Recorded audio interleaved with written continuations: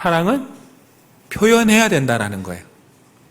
표현하는데 누구 중심으로 표현해야 됩니까? 내 중심이 아니라 상대방 중심에, 상대방이 이해할 수 있고 받아들일 수 있고 좋아하는 표현으로 사랑을 표현해야 된다라는 거예요. 이 얘기를 왜 드리냐면은 우리 신앙생활에서 사실 하나님과 우리의 관계도 그런 때가 있습니다. 하나님 우리를 사랑하셨고 우리도 하나님을 사랑한다고 해서 모였잖아요. 그럼 사랑을 어떻게 해야 된다고요? 표현해야 됩니다. 하나님은 표현하셨어요. 아들을 주시고 우리에게 구원을 주시면서 표현하셨죠. 이제 우리가 그 사랑에 어떻게 응답하고 표현하느냐, 그 차례예요. 그렇다면 누가 기뻐할 방식으로 표현해야 될까요? 내 만족이 아니라 하나님이 만족하시고 기뻐할 방식으로 표현을 해야 됩니다. 십계명과 이게 무슨 상관이 있을까 싶지만 지난주에 말씀드린 대로 계명이라고 하면 우린 딱딱하고 부담스럽고 짐으로 생각하지만 사실 그 근간에는 사랑이 있습니다. 하나님이 이스라엘을 사랑하셨고 구원하셨어요. 그래서 오늘 십계명의 서론이라고 할 수 있는 2절도 뭐라고 시작합니까? 나는 너를 애굽 땅 종되었던 집에서 인도하여 낸 네 하나님 여호와니라 이렇게 시작합니다. 그러니까 하나님께서 먼저 이스라엘을 사랑하고 구원하셨다라는 걸 강조해요. 내가 지금 너에게 부담스러운 거, 짐이 되는 걸 요구하려는 게 아니야. 이걸 하면 내가 뭘 주겠다는 거 아니야. 내가 이만큼 사랑해서 너를 여기까지 인도했는데 너도 그 사랑을 인정하고 받아들여서 나를 사랑한다면 우리 이렇게 살아보면 어떻겠니? 라고 했을 때 이스라엘이 그렇게 했다라고 다짐을 했거든요. 그래서 하나님이 제시하시는 방향이에요. 그럼 좋아, 우리 이렇게 한번 살아보자. 여러분, 그게 계명의 근간입니다. 계명이라고 하니까 딱딱하지만 원래 히브리어 토라는 가르침입니다. 가르침. 근데 여러분, 누군가 가르치는 가장 기본은 뭡니까? 이거 하면 안 돼? 이렇게 해야 되잖아요. 그러다 보니까 우리가 율법, 계명의 형태로 나타났지만 근간은 사랑을 바탕으로 한 가르침이에요. 그래서 사실은 우리가 정말 누군가를 사랑한다면은 그것이 짐이 아니라 기쁨으로 할 수 있는 일이 되는 거고 사랑이 없으면 어려운 짐이 되는 거예요. 제가 짧지만 아주 인상 깊었던 CF를 본 적이 있습니다. CF가 이렇게 시작해요. 갑자기 밑도 끝도 없이 남편이 우리 사랑이 식은 것 같으니까 이혼하자 그래요. 근데 아내의 제안이 뜻밖이었어요. 아내가 뭐라고 했냐면은 좋아, 그런데 딱 한 달만 시간을 줘. 그리고 한 달 동안 내가 요청하는 걸 해주면 이혼해줄게 그랬어요. 남자가 어떻게 할까요?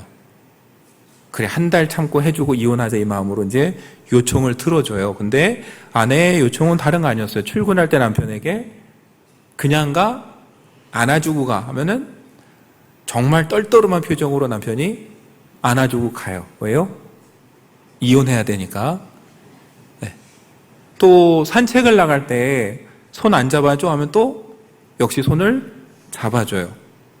그러니까 요구하는 게 대단한 게 아니었어요. 근데 그렇게 가는데 그 짧은 CF인데도 뭐가 느껴지냐면은 하루 이틀 가면서 남자의 표정이 무뚝뚝하고 감정이 없다가 자꾸 하니까 어떻게 돼요? 자연스러워지고 표정이 밝아지는 건데 그 여러분 클라이막스는 CF의 마지막이었어요. 어느 날 남편 직장 후배가 묻습니다. 여자친구한테 프로포즈 하려고 하는데 선배님은 어떻게 하셨어요? 그랬더니 내가 어떻게 했더라 하면서 생각을 하는데요. 그때 영상에 나와요. 남편이 무릎을 꿇고 너무 행복한 표정으로 지금의 아내에게 프로포즈 하면서 나하고 결혼해주면 내가 늘 안아주고 나갈 때마다 손잡아주고 뭐 해주고 뭐 해줄게라고 하는 게 딱 떠오르는 거예요. 그러니까 아내가 한 달 동안 요구했던 건 뭐예요? 실은 남편이 프로포즈면서 했던 약속을 하나씩 기억나게 요구하는 거였어요. 그래서 남편이 아차 싶어서 이제 기억이 나서 어떻게 돼요? 아내에게 막 달려가서 안으려고 하는데 갑자기 영상에 아내가 싹 사라지면서 때는 늦으리 이렇게 끝납니다. 네. 네. 네. 한마디로 뭐예요? 있을 때 잘해라 이렇게 끝납니다. 네. 근데 짧지만 참 인상 깊었어요. 여러분 똑같은 일을 하는데 자기가 아내를 너무 사랑할 때 어떻게 해요?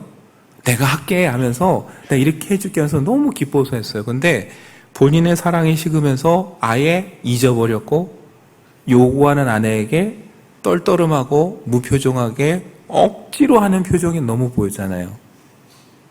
오늘 말씀을 준비하다가 그 장면이 떠올랐어요. 우리가 하나님이 주신 그 가르침을 그렇게 바라보고 있지 않을까. 하나님 은혜에 너무 감사하고 사랑할 때는 기쁨으로 하다가 오늘 좀 기분 나쁘고 안 좋으면 또 억지로 했다가 여러분 우리 안에 사랑이 식어지고 은혜에 대한 감사가 식어지면 다 숙제가 되고 짐이 됩니다. 그때 다 힘들어요.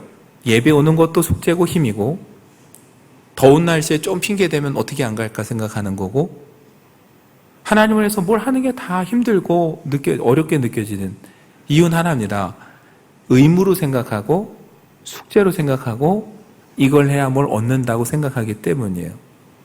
근데 여러분 하나님 주시는 계명은 그게 아니에요. 내가 너를 사랑해서 이만큼 여기까지 업어왔는데 너는 어떻게 생각하니? 너도 나를 사랑하니? 그러면 우리 이렇게 해보지 않겠냐 하고 제시하는 거고 이스라엘은 그 손을 잡았어요. 그럼 그렇게 살아야죠.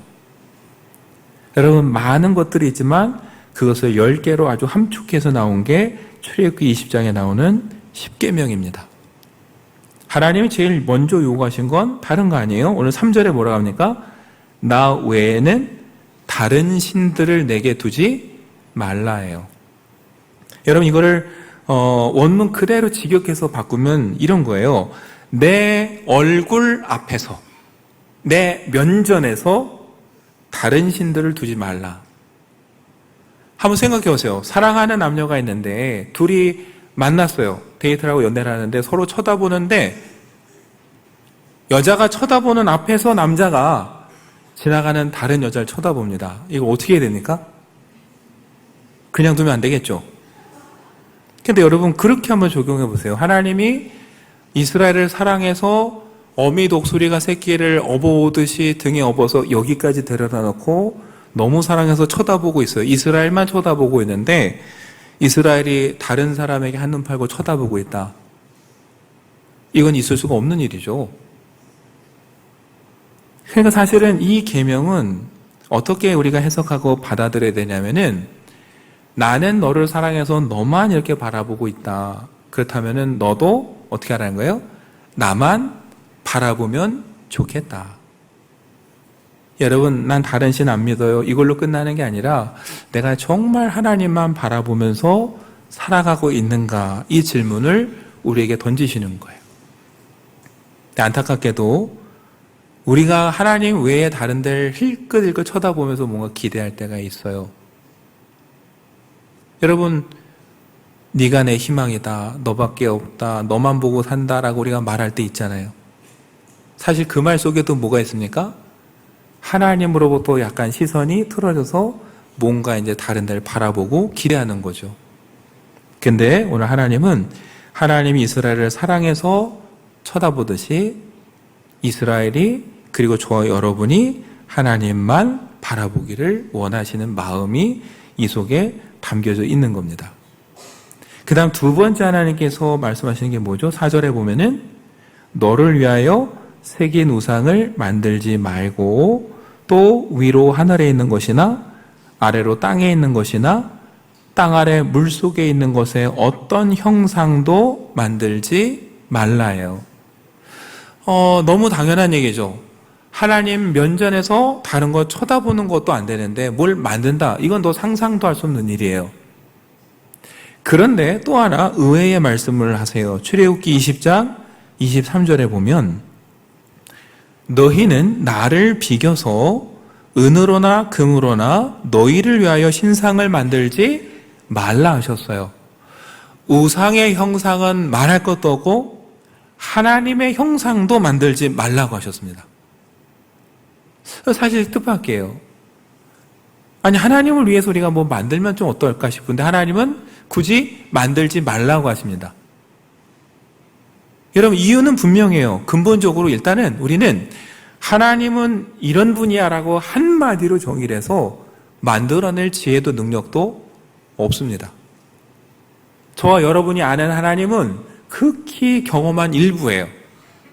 그런데 저와 여러분이 누구에게 감히 이게 하나님이야 라고 한마디로 보여줄 수가 없어요. 애초에 만들 능력이 없어요. 네, 또 하나 우리가 읽었던 4절과 23절에 반복되는 말이 있어요. 하나님은 만들지 말라 했는데 그 앞에 꼭 뭐라고 하셨냐면은 너희를 위하여 그랬어요. 너희를 위하여 우상을 만들지 말고, 또 나를 비겨서도 만들지 말라 그러면서 너희를 위하여 만들지 말라 그랬어요. 그러니까 여러분, 하나님은 사실 그런 형상이 필요 없으신 분이에요.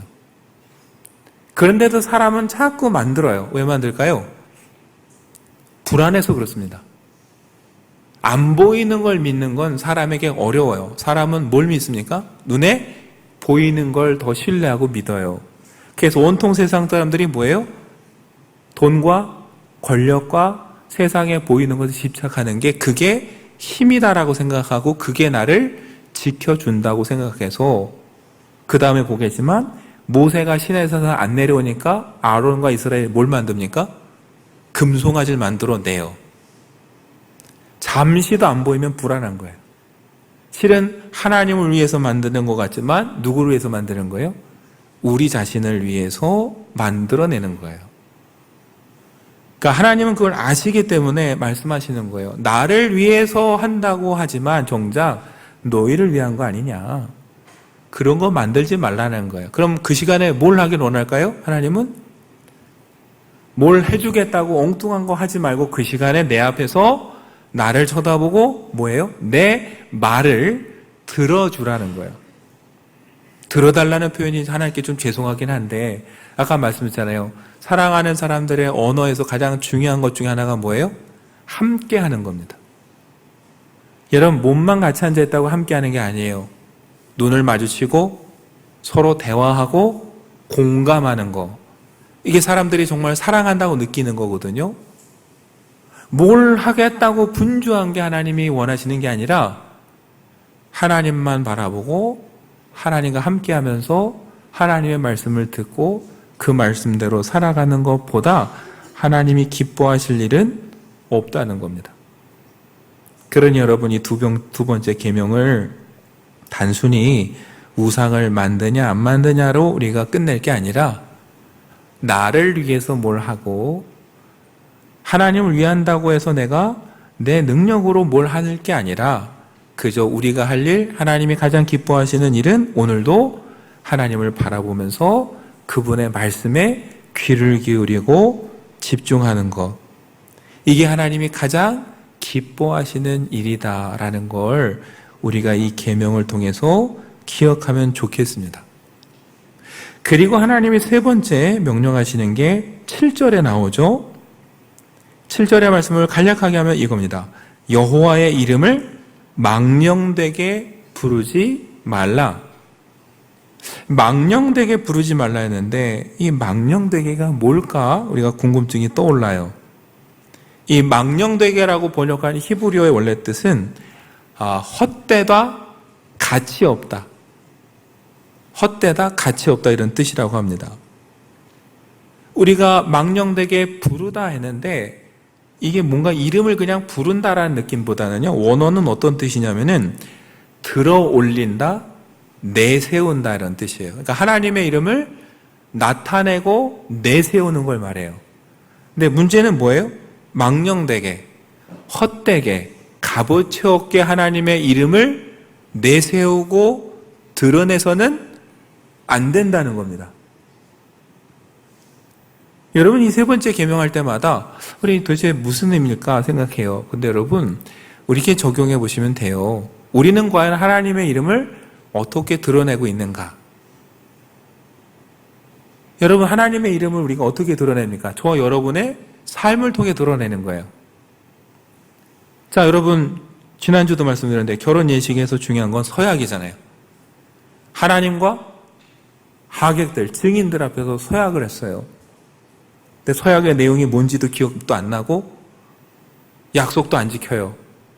그러면 그냥 사람과의 관계에서 끝나는 게 아니에요. 하나님의 이름으로 서약을 했는데 제대로 살지 못한다라는 건 뭡니까? 하나님의 이름을 내세우는데 어떻게 해요?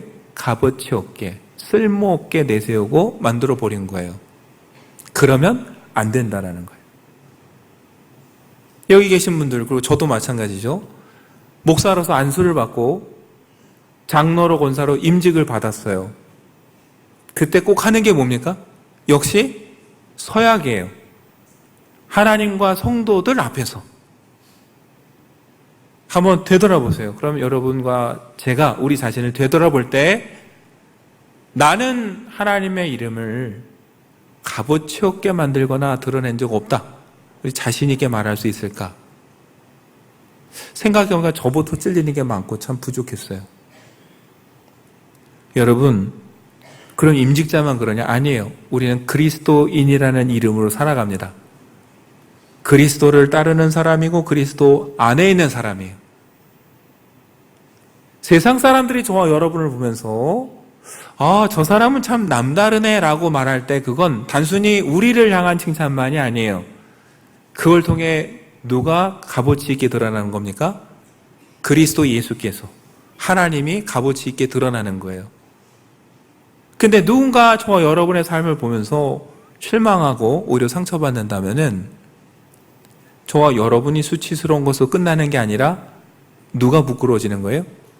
그리스도의 이름이 값어치 없게 드러나는 거고 헛되게 드러내는 거예요. 여러분, 그러니까 이 세 번째 계명을 우리가 조금 더 생각을 바꿔서 말한다면은 어떻게 하면 우리가 매 순간 하나님의 이름을 영광스럽게 드러낼까? 이 생각을 하면서 살라는 겁니다. 여러분, 어린아이들한테는 너 어디 가서 행동 잘해야 돼, 예의 잘 지켜야 돼, 인사 잘하고, 너 행동 막 하면 이 가문 망신이야, 집안에 먹칠하는 거야 라고 말하죠. 근데 그 아이가 더 커서 성인 되면 어떨까요? 단순히 아버지 이름 먹칠하면 안 되는 걸로 살면 됩니까? 아니죠. 오히려 어떻게 하면 그럼 내가 우리 아버지의 이름을 명예롭게 해드릴까를 생각해야 이게 성숙한 어른이듯이 여러분과 저도 이걸 보면서 망령되게 일컫지 말자, 그렇게만 안 하면 돼 해서 끝날 게 아니라 한 발짝 더 나가서 그럼 내가 어떻게 하는 것이 하나님의 이름을 영광스럽게 값어치 있게 드러내는 걸까? 여러분, 이걸 생각하면서 사는 것이 사실 이 세 번째 계명에 담겨진 의미입니다.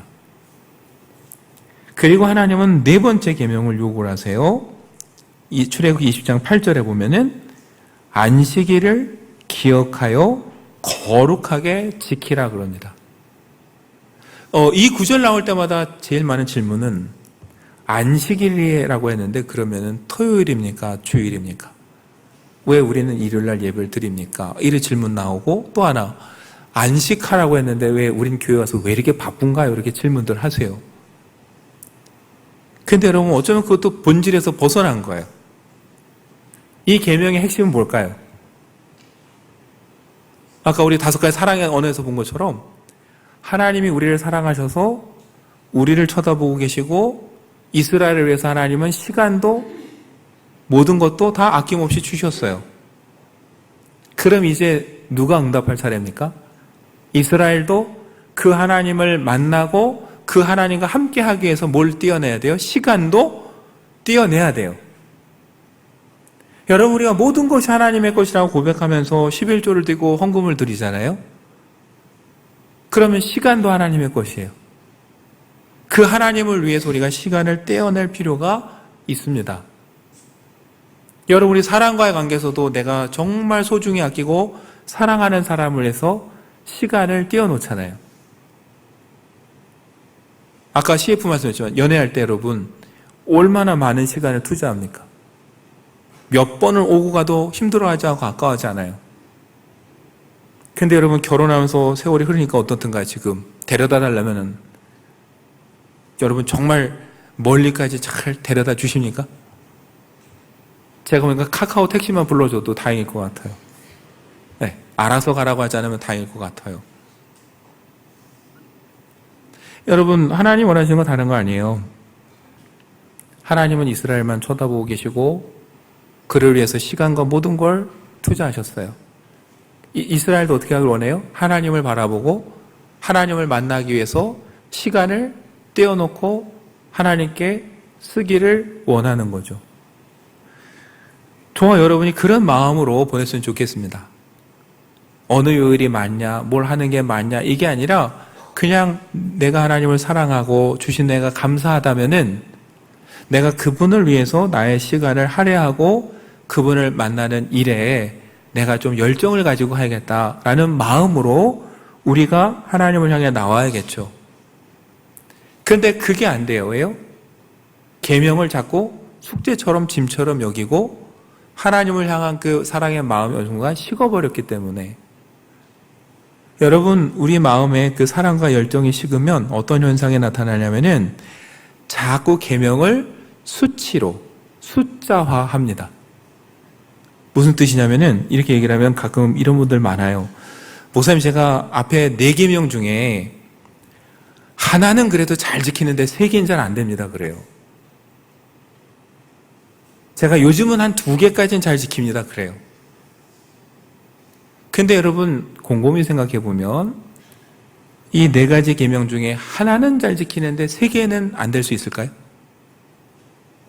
3개는 잘 지키는데 하나만 안 될 수가 있을까요? 여러분, 누군가를 진짜 사랑하면은 시간도 낼 수 있습니다. 누군가 사랑하면 그 사람만 쳐다볼 수 있어요.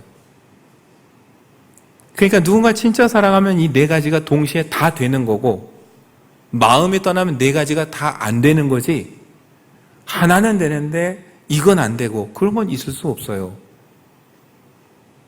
그건 어느 순간 율법을 숙제처럼 짐처럼 여기고 이걸 통과해야 뭘 하나 얻을 것처럼 생각하기 때문이에요. 그래서 그걸 숫자로 바꿔놓은 사람들이 누구예요? 율법 박자고 바리새인이에요. 율법주의예요. 내가 몇 개를 지켰나 통해서 뭐예요? 나의 의로움만 드러날 뿐이지 거기에는 아무 사랑도 없습니다.